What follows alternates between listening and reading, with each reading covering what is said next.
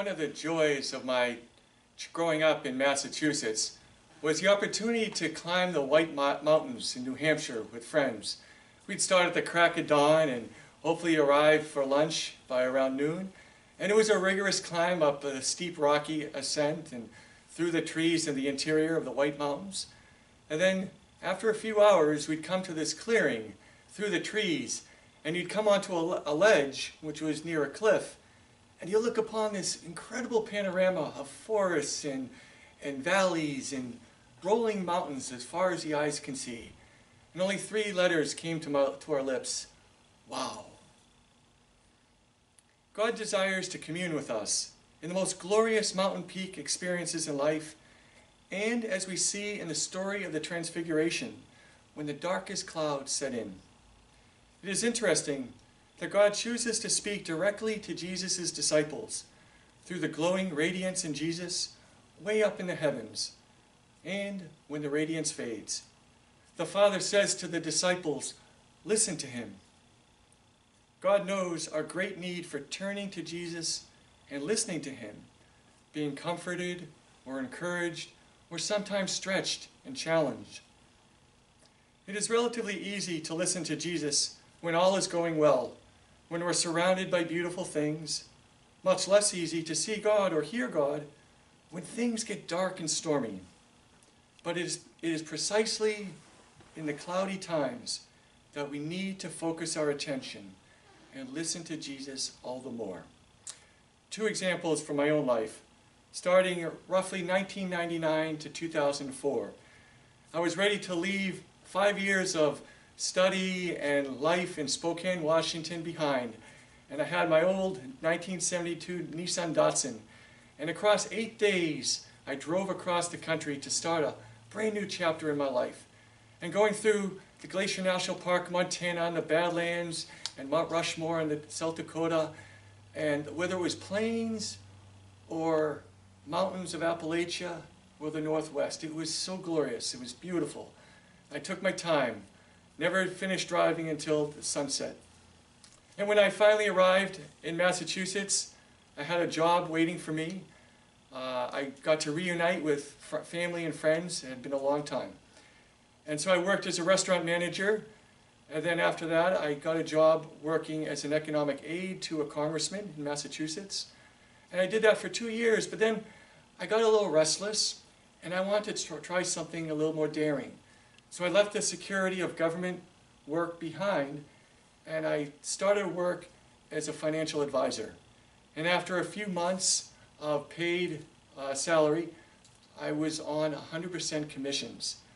And I'm not a natural salesman, much less for stocks and bonds. So it became a little difficult. I started having some panic about paying my bills. I was closing a few, but not enough. And eventually I would move to new work. But during that time, the anxiety set in. And I heard a voice inside me say, listen to him. And then inspiring thoughts came my way, and I started thinking about the highs and lows and the twists and turns of my life, and I was inspired to write a poem which helped me make sense of these difficult moments. And it wasn't long after that I found new work, and I moved to New Jersey, where I lived for 10 years, and I worked in campus ministry for some time. And the opening lines of this poem go like this: unashamedly crawling inside dark, dutiful fortress in the dread of night, finding pure spaces to displace the cold and radiate moments in wisdom, remembrance. It was consoling for me, and the Lord spoke to me through my interest in poetry and creativity, just as the Lord will speak to all of us in our own creativity and our various interests. Fast forward to 2017.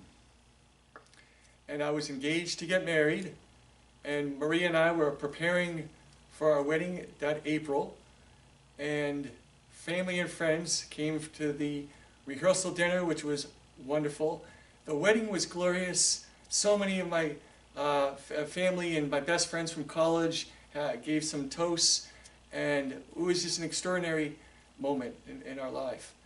And then we had a wonderful mini honeymoon in Annapolis with my family, a vacation in Pittsburgh, and later had a wonderful vacation in Cape Cod, Massachusetts. But it was all during this time that I and my wife knew I had been diagnosed with lymphoma.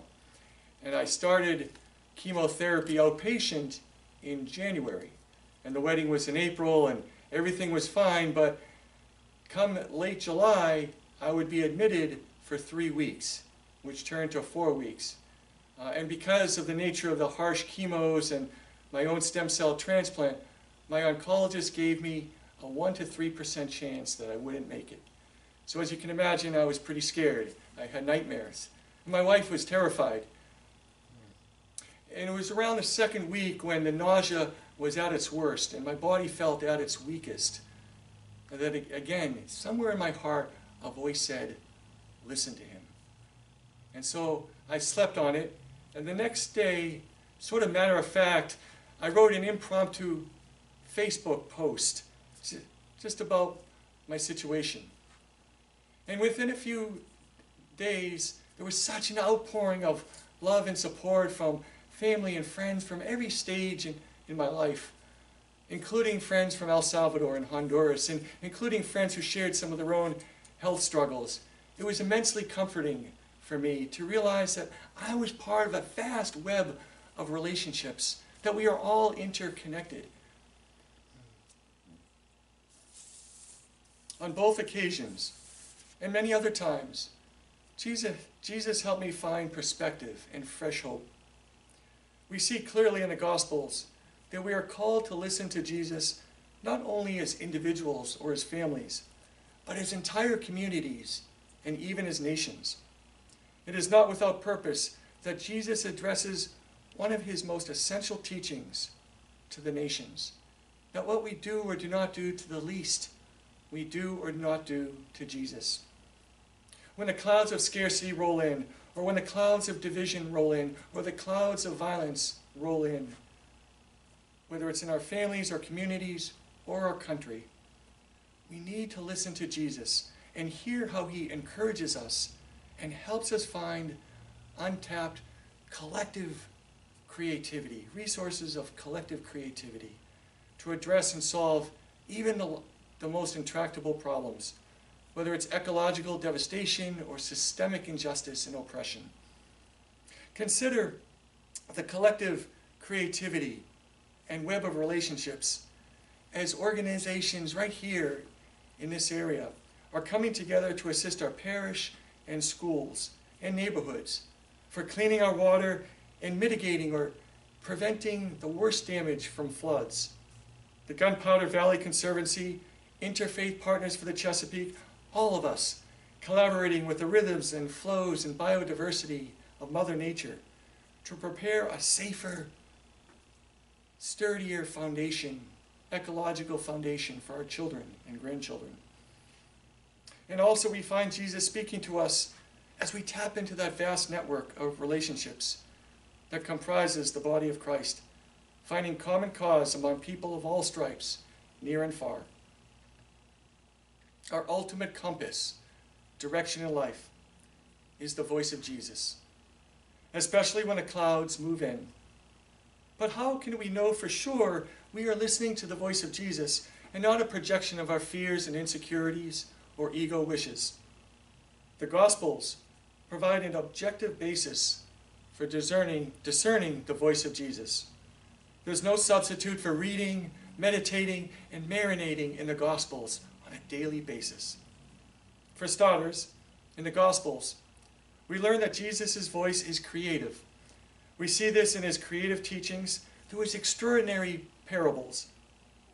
We also know that Jesus' voice is healing and liberating, ever expansive and inclusive, ever breaking down barriers, with preferential attention to the most excluded, the outcast. But if we're not conscientious and actively discerning the voice of Jesus, the seductive voice of the enemy can easily attract our attention. It can be so artfully subtle, but also blatantly boisterous, the voice of false power, worldly power. Rather than calming our fears, it is a voice that inflames fears and stirs hatreds, causing suspicion and antagonism toward the other. And who is the other? The other could be the political opponent, or the stranger, or the quote-unquote illegal. Jesus tells us that you will know the work of the Spirit by its fruits. The voice of the enemy sows division, which can become like giant chasms, especially in groups, along bloodlines or political lines. It's the kind of thing that's been going on for millennia, but it's not the way of Jesus. Never was, never will be. When the darkest, most frightening clouds roll in, whether real or manufactured, whose voice do we listen to?